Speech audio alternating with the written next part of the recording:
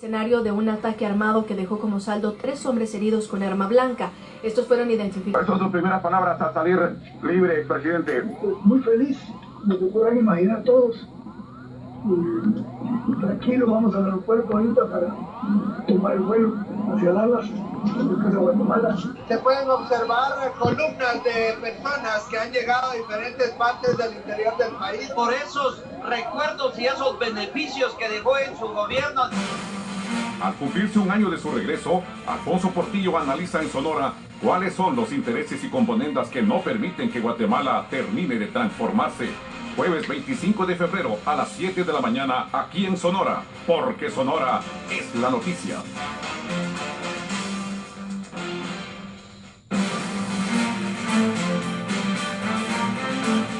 Audiencia de Radio Cadena Sonora, en Guatemala, la radio de las noticias.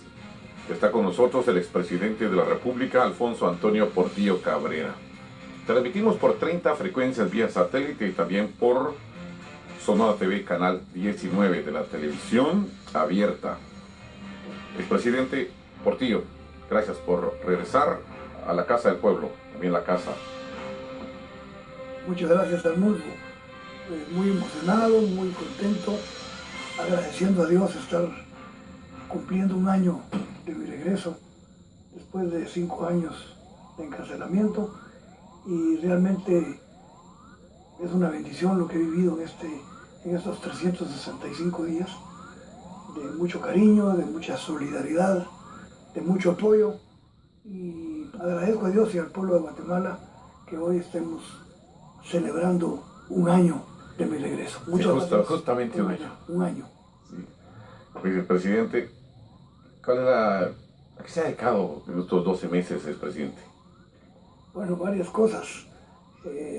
Intentamos participar en el proceso electoral que recién terminó. Creo que el resultado y la experiencia fue buena, como todas las experiencias en la vida, tanto las experiencias que tienen resultados positivos y negativos sirven para crecer, sirven para madurar, para ir entendiendo cosas que a veces uno no entendía, que no tenía la suficiente capacidad de análisis. Y todo es un aprendizaje. La vida es un proceso de aprendizaje constante, y más la política es fundamentalmente un proceso de aprendizaje, de enseñanza, de madurez, que le permite a uno ver las cosas de manera más prudente, más serenas, más ecuánimes. Y aparte del proceso electoral me he dedicado a dar conferencias. Hoy precisamente voy a Jalapa, al centro universitario, con los economistas. Estuve con los médicos en Coatepeque. El día 4 de marzo me toca con el Colegio de Economistas de San Marcos. Es decir, me he dedicado a lo que me dediqué durante mucho tiempo y que fue una de las grandes, o ha sido una de las grandes satisfacciones y grandes experiencias en mi vida, la docencia. Y hoy lo importante es estar hablando con la verdad, estar explicando qué es lo que está pasando en el mundo, qué es lo que está pasando en Guatemala, interpretar, analizar y leer correctamente los acontecimientos que vemos cotidianos. El país se está moviendo muy rápidamente, más rápidamente que nuestra mente. Por eso nuestra mente a veces va atrás de los acontecimientos y no entendemos. Y yo quisiera que hoy, si tuviéramos oportunidad, Arnulfo, tocáramos temas de lo que está viviendo hoy en este momento Guatemala. Porque creo que en este año que pasó, yo he visto cosas impresionantes, inusitadas, increíbles, que no podíamos concebir que se dieran. Es que cuando vino hace un año, expresidente, la situación era una a nivel político, y las cosas se dieron las manifestaciones, se dieron las investigaciones, y todo esto terminó con de una manera que hace un año nadie esperaba, y que en su momento se fueron transformando las cosas, y ahora hay otra percepción del país, que en su momento hace un año vino y dijo un discurso. Ahora, ¿cuál es la percepción? Sí. Sigo manteniendo lo que expresé el día de la conferencia de prensa, en el sentido de que el país necesitaba grandes acuerdos, que necesitaba sentarse a hablar, que se necesitaban grandes reformas estructurales en el país, en la economía, en lo político, en lo social. Lo sigo sosteniendo.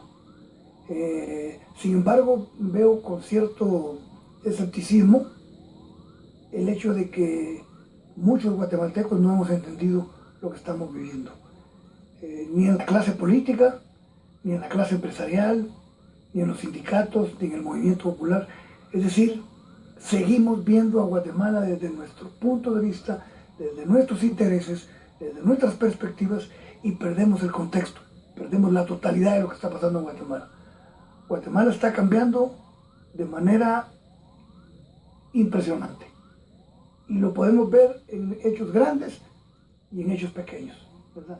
Si me permites leer, hay un gran economista a nivel mundial reconocido que se llama Moisés Naim, que se ha hecho famoso últimamente porque publicó un libro que se llama El fin del poder, que por cierto es un libro que le recomiendo a todos los que les interesa la política. Moisés Naim, y el libro se llama El fin del poder. Y hace unos días publicó un artículo que se llama El mundo en números. Y solo voy a leer las primeras 3 líneas del artículo porque nos da una pauta y nos da un mensaje de qué es lo que está pasando en el mundo.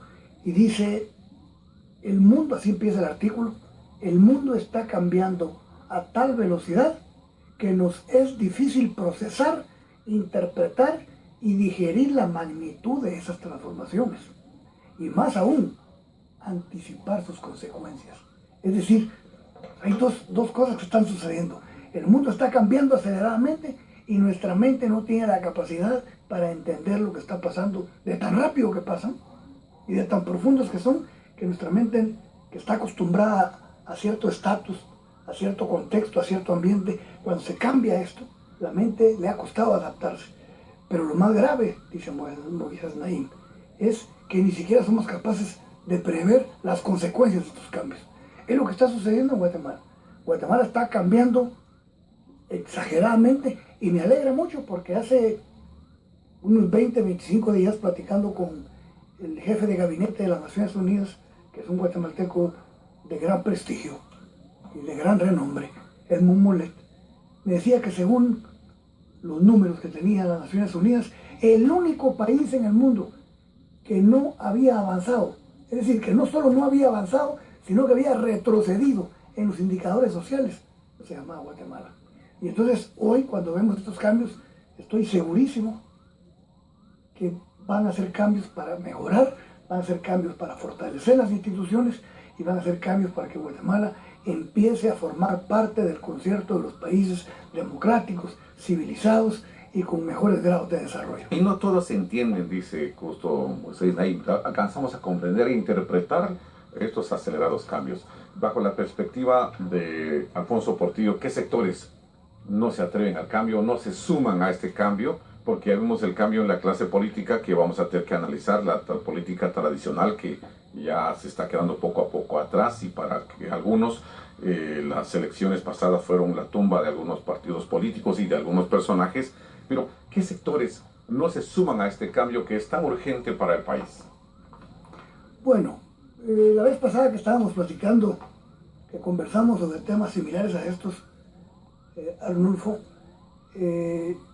llegamos a la conclusión que Guatemala está en un periodo de transición. Y un periodo de transición quiere decir un periodo en el que se están dando grandes cambios y que se lucha, unos luchan porque las cosas cambien y otros luchan porque las cosas no cambien. ¿Quiénes son los que luchan porque las cosas no cambien? Indiscutiblemente los que están bien. ¿Para qué vas a cambiar si estás bien? ¿Para qué vas a innovar en tu empresa si la rentabilidad es alta? ¿Para qué vas a querer que se modernice el Estado si tú con tus prebendas y tus concesiones a partir del Estado estás bien y tus negocios funcionan? ¿De qué me sirve a mí querer cambiar cuando tengo un empleo en el que gano muy bien, estoy tranquilo, tengo mi casa, tengo mi carro, tengo mi familia estudiando bien, mis hijos estudiando? ¿Para qué voy a cambiar? Entonces, ¿quiénes son los que quieren el cambio? Los que quieren el cambio son aquellas masas y aquellos sectores que son dañados por el sistema. Un sistema económico que excluye a la mayoría de guatemaltecos y guatemaltecas, un sistema con grandes desigualdades sociales. El gran problema de América Latina hoy es la pobreza, pero más que la pobreza es la desigualdad que esa pobreza genera. Ese es el gran meollo del asunto. Queremos cambiar porque queremos mejorar. Y el que está bien, el que está en condiciones óptimas, no necesita cambiar. Pero resulta que ahora el mundo está cambiando aceleradamente y nadie se puede quedar a la saga, nadie puede estar a la cola. Esta estrategia global que tienen los países más desarrollados del mundo es: hay que poner al día a los países, hay que fortalecer las instituciones, hay que democratizar los países, hay que disminuir la desigualdad, hay que disminuir la pobreza. Yo recuerdo que cuando yo era presidente, había un presidente del Banco Mundial de apellido Wolferson, no me acuerdo el nombre en este momento, pero Wolferson era el apellido, y leí un discurso de él que me impresionó, presidente del Banco Mundial, y decía: yo le digo a los países poderosos, y le digo también a los poderosos de los países, que distribuyan, que compartan los beneficios de sus éxitos con los demás, y que si quieren, que no lo hagan ni por bondad, ni por buen corazón, ni porque son buena gente, que lo hagan por necesidad, porque va a llegar un momento en que los que no comparten y a los que no les llega el fruto del desarrollo, el fruto del crecimiento, los beneficios del crecimiento, se van a volver en contra de los que están manejando los sistemas. Y es lo que estamos viendo. Hoy Guatemala cambió. Hoy, antes, cualquier empresario podía desviar los ríos para sus regadíos y para sus plantaciones. Hoy el pueblo ya protestó, ya se levantó y está exigiendo que nadie pueda tratar un río como que es parte de su finca. Porque uno de los grandes problemas de Guatemala es que muchos sectores poderosos han tratado al país como su finca. Han hecho lo que han querido, han pagado el salario que han querido, han desviado los ríos, han causado daños al medio ambiente, han violado los convenios internacionales en cuanto al trabajo y la fuerza laboral, y nadie les decía nada. Pero el mundo cambió. Hoy hay exigencias. Hoy el mundo está exigiendo que se cumplan los tratados con los que se ha comprometido Guatemala, en medio ambiente, en la cuestión laboral, en la cuestión económica, en la apertura económica. Entonces, hoy tenemos que entender que Guatemala, solo en este año, ha tenido transformaciones que quizás no las vemos como las quisiéramos ver, pero si vamos al fondo, vamos a lo que hay detrás de la noticia, a lo que hay detrás de los fenómenos que vemos publicados en la prensa, es un proceso de transformación del país impresionante y positivo. ¿Qué sectores no se quieren subir a este cambio o no se quieren adherir y que no comparten, como usted dice, el producto de esta riqueza? Arnulfo, yo he entendido, yo ahora soy más ecuánime en mis comentarios, creo que ya me pasó la época del discurso aguerrido, del discurso confrontativo, pero hay que decir la verdad.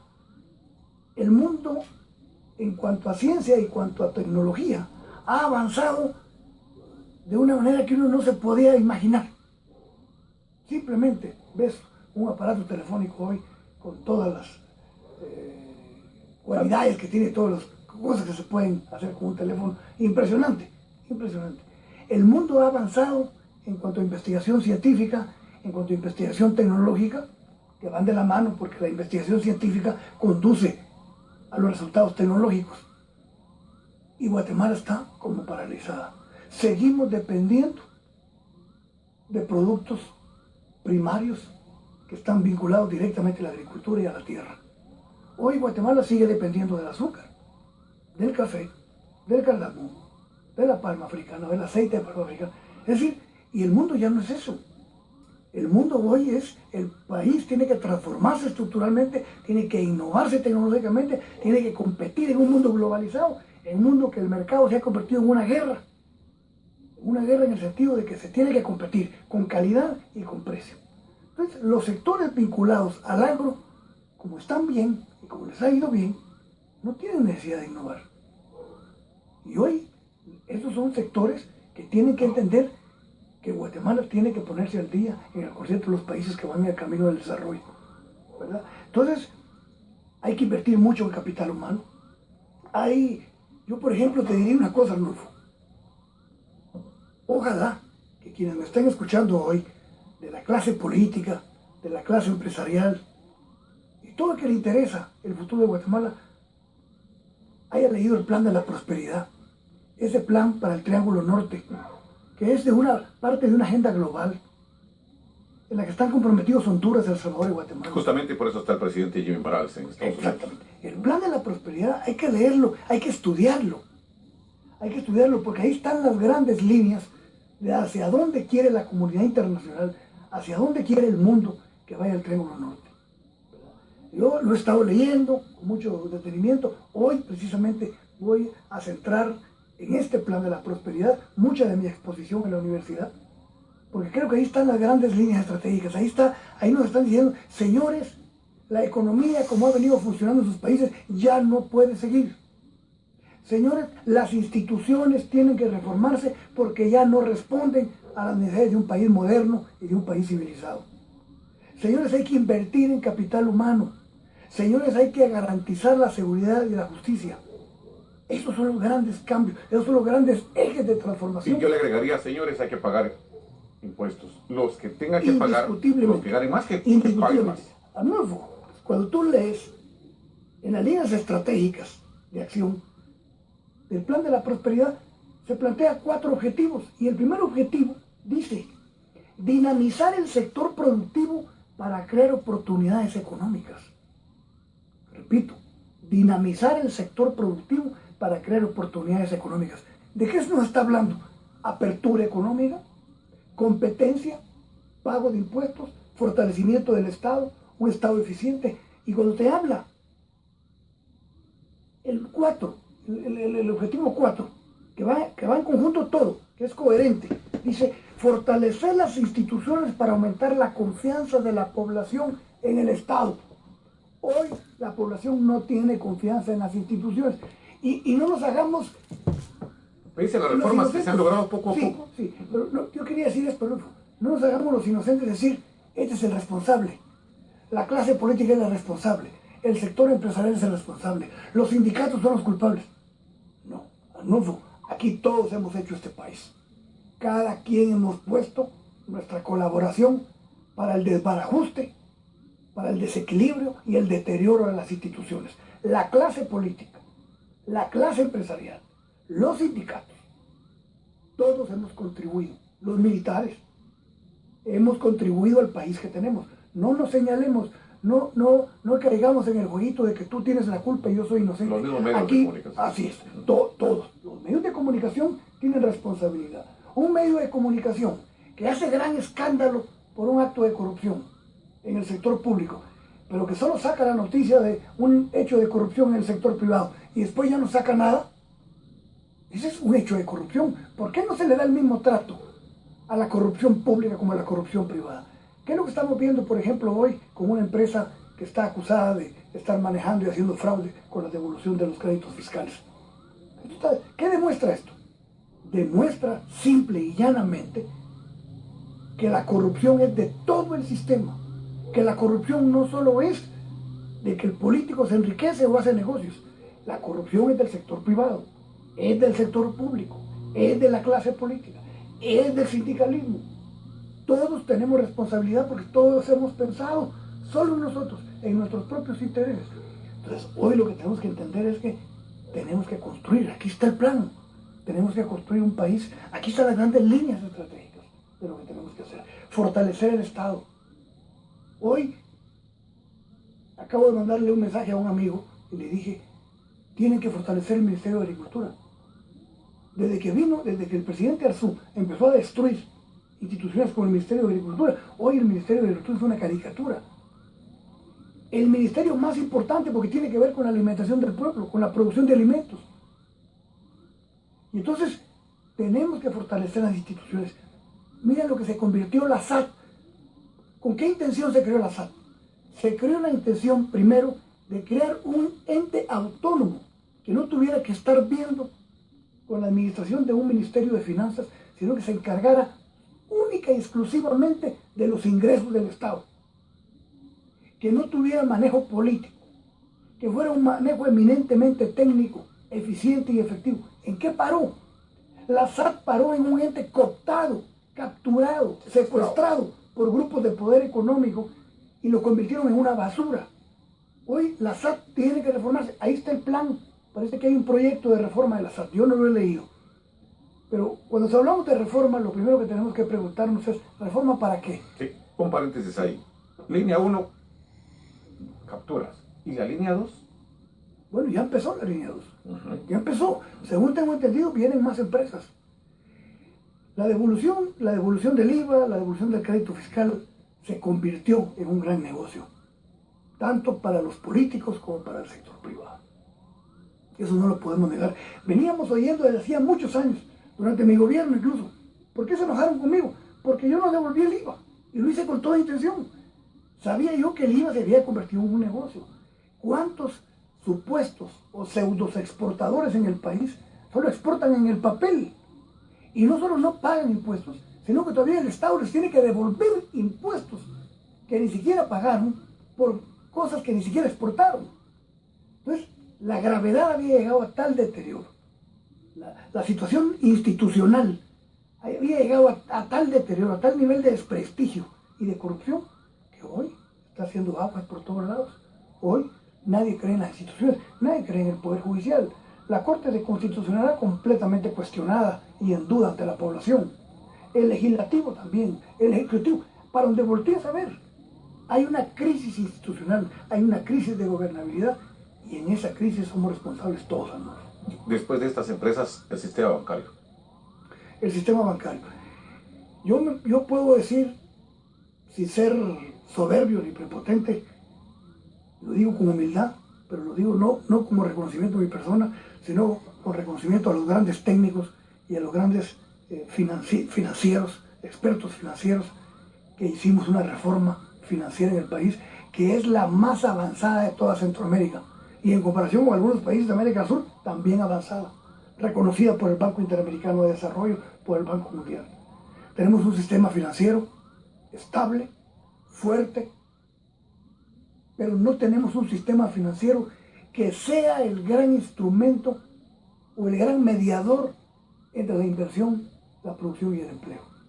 Es decir, el sistema bancario todavía es un sistema bancario altamente concentrado, sin competencia, y que no es el gran apoyador de todo el sistema productivo. Entonces, hay que hacer de nuevo una revisión de las reformas financieras que hicimos. ¿Tienen problemas? Sé que hay muchos rumores de que muchos bancos han cometido ilegalidades, pero eso que sea la ley. Uno no puede especular sobre eso cuando no tiene información. Lo que sí te digo es que esa transformación que viene va a abarcar bancos, sector privado, empresas productivas, sindicatos, partidos políticos. Hoy, cuando te hablo de las crisis institucionales, no existe el sistema de partidos, no hay partidos políticos. Pues, hablan del transfugismo, pero no analizan las causas del transfugismo. La gente se va porque en sus partidos hay un manejo autoritario, hay un manejo abusivo de los secretarios generales, de los jefes de partidos. De los dueños de los partidos. De los dueños de los partidos, para manejar a los soldados, a los diputados como que fueran soldados, recibiendo órdenes sin explicarles nada. Solo voten aquí, voten allá, elijan a fulano y tal. Entonces, eso se está acabando. Esa vieja política está siendo sustituida por una nueva política que todavía no la vemos. Porque para que hablemos de una nueva política, tenemos que ver nuevos políticos, tenemos que ver nuevos planteamientos, nuevos discursos, formación, nuevos partidos. Yo soy de la vieja política. Yo ya no tengo que estar en la primera línea. En la primera línea tienen que estar los jóvenes. Hay un montón de jóvenes, entre 20 y 25 años, que vienen empujando tremendamente en la política nacional. Y yo creo que ellos son el gran relevo que el país necesita desde el punto de vista generacional y político. Alfonso Portillo, a un año de su retorno, entrevista con Sonora. Hacemos una breve pausa, continuamos sus opiniones, comentarios. Al 10:11, inícielos con la palabra Sonora. Por supuesto, será motivo que nosotros también lo analicemos aquí con el exmandatario. Esta es Sonora, la pausa, regresamos. A un año del retorno del expresidente Alfonso Portillo, sus opiniones y análisis al 10:11 con la palabra Sonora. Con mucho gusto le vamos a dar lectura y que Portillo dará su respuesta a su inquietudes al 10:11 con la palabra Sonora al final de esta entrevista. Intereses y componendas que no permiten que el país se transforme y termine de transformarse, expresidente. Sí, como dije, muchos no hemos interpretado lo que está pasando y estamos pensando como lo viejo. Estamos pensando los políticos a la vieja usanza, pero también los empresarios. ¿En qué sentido, por ejemplo? Los empresarios siempre buscando colocar funcionarios en el gobierno que sirvan a sus intereses. Yo no quiero criticar al gobierno actual porque es prematuro, tiene poco tiempo, sé que el presidente es un hombre con buenas intenciones, pero hay cosas que empieza uno a notar, ya no raras, sino que como ya estamos tan acostumbrados a ver la utilización del Estado por ciertos sectores, veo, por ejemplo, si tú te acuerdas, Arnulfo, cuando vine hace 2 o 3 meses que estuve contigo aquí en esta emisora, hablamos del intento del gobierno del presidente Maldonado de imponer un 15% de arancel al cuadril de pollo. Bueno, lo tuvieron que cancelar porque hubo oposición de la gente. Todos empezamos a dar nuestra opinión de que era una barbaridad seguir utilizando el Estado y el Ministerio de Economía al servicio de ciertos intereses. Incluso con los salarios diferenciados. Incluso con los salarios diferenciados. Bueno, hoy estamos viendo que, como no pudieron imponer el 15%, el Ministerio de Economía actual está buscando atajos para que de nuevo las piezas de pollo que consume mayoritariamente la clase media y la clase baja aumente de precio. ¿Qué artilugios, qué movidas, qué argumentos van a hacer? Todavía no está muy definido, que van a cancelar partidas. Hay que estar atentos. Y hay que estar atentos porque otra vez, yo pregunto, por ejemplo, del viceministro de Economía, el señor Lax, ¿está puesto ahí porque es un hombre capaz y porque entiende lo que necesita el país en cambios económicos? ¿O está ahí porque representa ciertos intereses? Entonces, hoy ya no nos podemos engañar. Hoy que no nos digan, este hombre está puesto ahí porque es súper inteligente, porque tiene doctorado en Harvard, porque eso no vale.